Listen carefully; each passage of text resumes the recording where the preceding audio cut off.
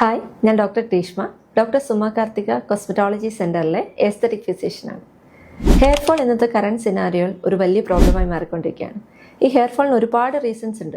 നമ്മൾ മൈന്യൂട്ട് റീസണിൽ നിന്ന് തുടങ്ങുന്ന സ്ലീപ്പ്, സ്ട്രെസ്, അതുപോലെ തന്നെ വൈറ്റമിൻ D3 ഡെഫിഷ്യൻസി, ഫെറിറ്റിൻ്റെ ലെവൽ കുറവ്, ഇനി ഹോർമോണൽ ഇഷ്യൂസ്, ഇതെല്ലാം ഹെയർ ഫോളിനെ ബാധിക്കുന്നതാണ്.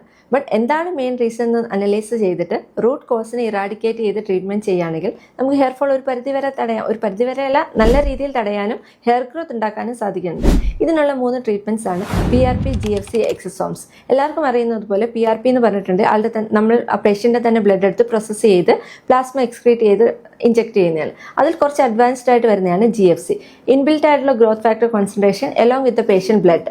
ഇത് ഇൻബിൽറ്റ് ആയിട്ട് ചെയ്യുന്നതാണ്, ഇഞ്ചെക്ട് ചെയ്യുന്നതാണ് GFC ട്രീറ്റ്മെൻറ്റ്. ഇതിലും അഡ്വാൻസ്ഡ് ആയിട്ട് വരുന്നതാണ് എക്സസോം, ഇൻബിൽറ്റ് ആയിട്ടുള്ള ട്യൂബിലേക്ക് along with the serum of the patient. ഇതെല്ലാം ചെയ്യുമ്പോൾ ഇതെല്ലാം ബട്ട് സിംഗിൾ സെക്ഷൻ അല്ല, മൾട്ടിപ്പിൾ സെക്ഷനായിട്ട് നമ്മൾ ചെയ്യുന്ന പ്രൊസീജിയേഴ്സാണ്. മൾട്ടിപ്പിൾ സെക്ഷനായിട്ട് ഒരു 3-4 സെക്ഷൻസ് ഓരോ മന്ത് ഗ്യാപ്പിലാണ് നമ്മളിത് ചെയ്യുന്നത്. ഓരോ മന്ത് ഗ്യാപ്പിൽ 3-4 സെക്ഷൻസ് ആകുമ്പോഴത്തേക്ക് നന്നായിട്ട് ഹെയർ ഗ്രോത്ത് ഉണ്ടാകുകയും along with the internal medicines and the after care of the patient നമുക്ക് ഈ ഹെയർ ഫോളിനെ നല്ല രീതിയിൽ തടയാൻ സാധിക്കുന്നു.